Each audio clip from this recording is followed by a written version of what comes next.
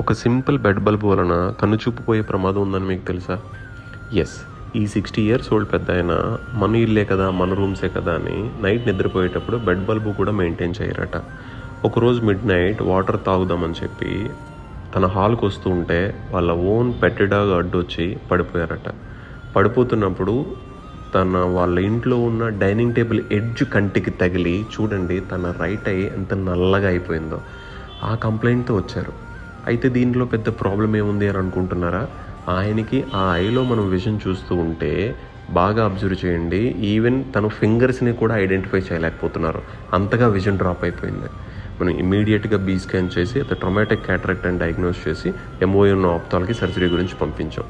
So నేను ఈ ఇన్సిడెంట్తో మీకు ఏం చెప్దాం అనుకుంటున్నానంటే, ఇలాంటి చిన్న ప్రాబ్లమ్స్ నుంచి ఎన్నో లైఫ్ థ్రెటనింగ్ ప్రాబ్లమ్స్ రావచ్చు. కాబట్టి ఇంట్లో అందరూ కూడా అట్లీస్ట్ ఒక బెడ్ బల్బ్ మెయింటైన్ చేయండి. మీ ఫ్యామిలీని మీరే జాగ్రత్తగా చూసుకోండి. Thank you.